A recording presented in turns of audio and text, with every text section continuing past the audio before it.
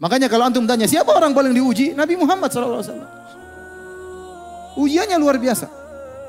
Saya ceritakan sebagian ujian Nabi SAW.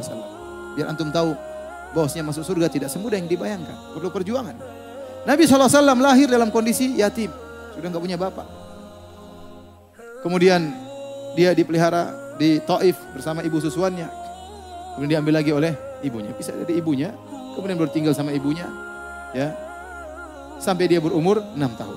Waktu dia umur 6 tahun, ya lagi sayang-sayangnya kepada ibunya. Dia baru bertemu dengan ibunya 2 tahun. Karena dia tinggal di Taif sampai 4 tahun. Rasulullah SAW 2 tahun mau diambil sama ibunya. Halimah Sa'diyah melarang, jangan. Karena waktu Nabi bersama dia banyak keberkahan. Akhirnya ditahan sampai 4 tahun. Setelah 4 tahun baru diambil oleh ibunya. Kemudian ditinggal bersama ibunya. Lagi dia sayang-sayang sama ibunya. Suatu hari ibunya pergi ke kota Madinah. Mengunjungi kerabatnya. Kemudian pulang menuju kota Mekah. Di tengah perjalanan di suatu tempat namanya Abwa, ibunya meninggal di situ. Sakit kemudian meninggal dunia. Bayangkan si kecil Muhammad SAW melihat ibunya sakit sampai meninggal. Ini ujian luar biasa dan dia dalam kondisi sendiri. Ibunya tidak meninggal di Madinah tempat kerabatnya atau tidak meninggal di Mekah tempat om-omnya. Seandainya meninggal di Mekah tentu omnya akan datang, om-omnya akan datang memeluk dia. Seandainya meninggal di Madinah mungkin kerabatnya akan datang. Lagi safar di tengah perjalanan meninggal dunia. Abwa umur 6 tahun lihat ibunya sakit sampai meninggal, tidak ada keluarga sama sekali. Bayangkan bagaimana beratnya ujian Rasulullah SAW.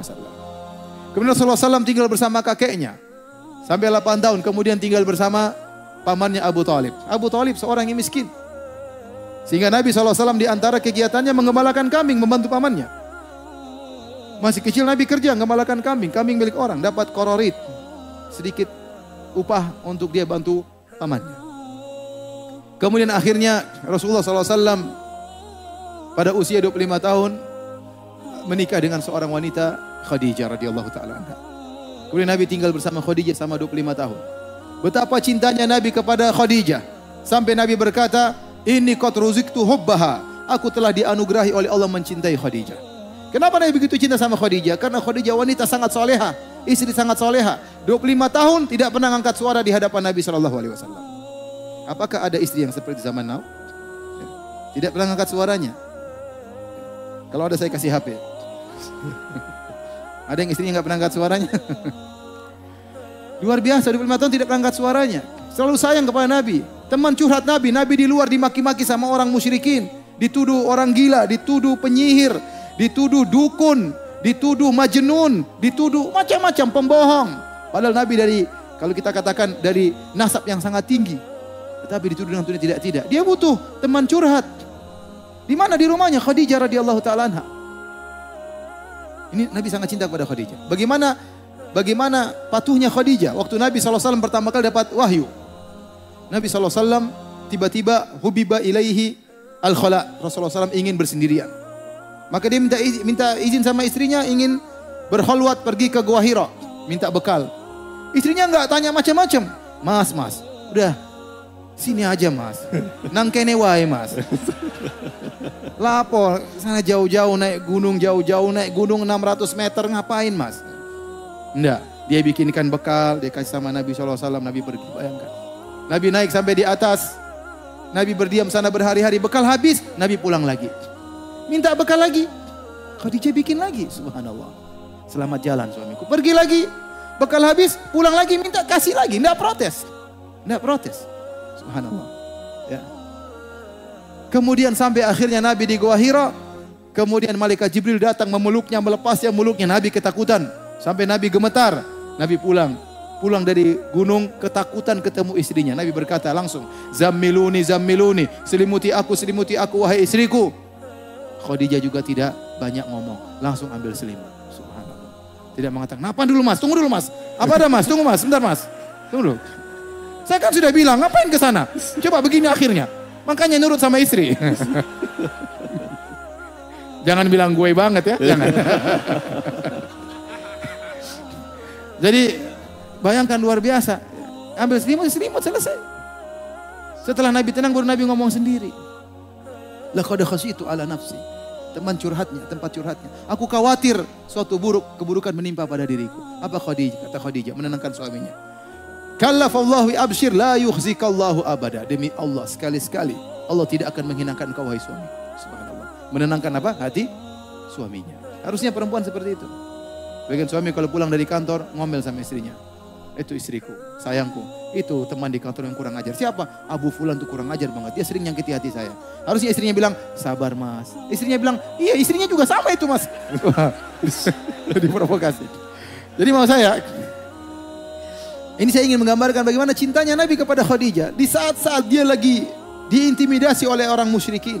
Sekitar 3 tahun sebelum hijrah. Itu puncak-puncaknya. Kaum musyrikin mengintimidasi Nabi SAW. Keras terhadap sahabat. Di saat puncak-puncaknya Nabi sedang dalam kesulitan, istri yang dia cintai meninggal dunia. Bayangkan. Bagaimana Nabi begitu sedih. Sampai para ulama menamakan tahun tersebut dengan tahun kesedihan. Tidak lain karena Nabi SAW mengalami kesedihan istrinya meninggal. Kemudian tidak lama pamannya Abu Talib yang selama ini membela dia juga meninggal dunia. Ini ujian Nabi SAW. Nabi SAW punya anak 7. 6 dari Khadijah, 1 dari Maria. Semuanya meninggal di zaman Nabi. Kecuali 1 Fatimah. Fatimah radhiyallahu anha meninggal 6 bulan setelah wafatnya Nabi SAW. Yang lainnya meninggal di zaman Nabi. Bayangkan seorang diuji dengan anaknya meninggal satu persatu. Kita ingin tahu ujian Nabi SAW. Ruqayyah meninggal, Ummu Kulsum meninggal, Zainab meninggal. Sebelumnya Abdullah Qasim anaknya laki-laki meninggal. Dan terakhir siapa? Ibrahim. Ibrahim masih kecil.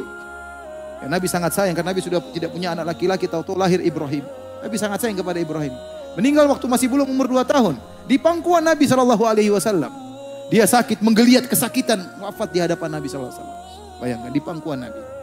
Sampai Nabi SAW menangis.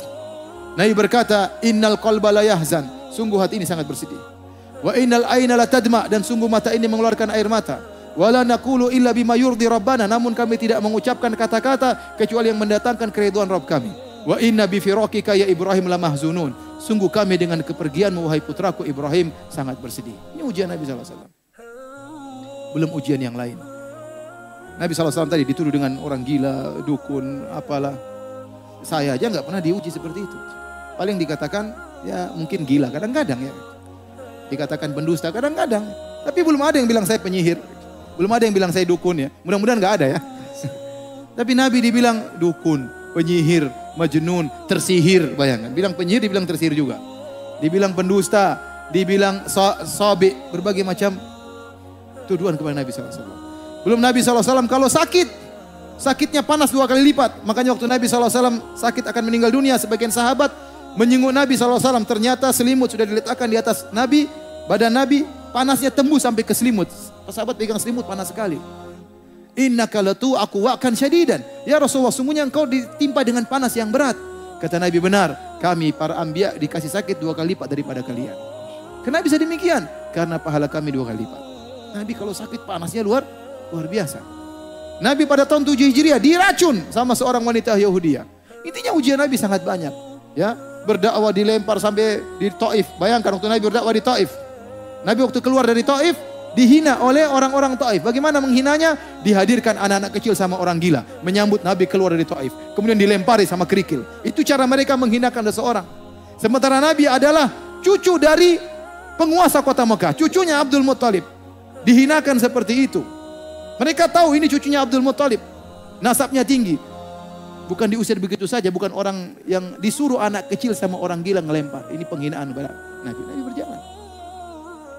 Nabi tatkala perang Uhud sampai terluka, sampai darahnya keluar dari pipinya, sampai giginya patah, sampai Fatimah radhiyallahu anha ingin mencuci darah dari pipi Nabi, tidak berhenti-berhenti, sampai akhirnya ada suatu yang tumbuhan dibakar baru dimasukkan dalam lubang di pipi Nabi SAW baru berhenti darah. Jadi ujian sangat banyak ya. Ini menunjukkan bahwasanya seorang beriman semakin tinggi imannya, semakin banyak ujiannya. Makanya Imam Syafi'i rahimahullah taala punya satu syair yang menunjukkan dia banyak ujian. Meskipun dia tidak ungkapkan ujiannya apa. Tapi dia berkata dalam syairnya, mihanuz zamani katsiratun la tanqadi wa sururuhu ya'tika kal a'yadi. Sungguhnya ujian kehidupan zaman ini datang begitu banyak silih berganti, tidak berhenti-berhenti. Adapun kesenangan datang sesekali seperti hari raya. Hari raya cuma sekali-sekali. Ini menunjukkan Imam Syafi'i diuji dengan ujian yang sangat banyak. Rahimahullahu taala. Oleh karenanya para hadirin dan hadirat Allah Subhanahu wa taala, seorang ya beriman pasti diuji. Tidak mungkin dia tidak diuji ya. Pasti diuji. Ya. Dengan ujian yang Allah kehendaki bagi dia dalam rangka untuk mengangkat derajatnya atau dalam rangka untuk menghapuskan dosa-dosanya.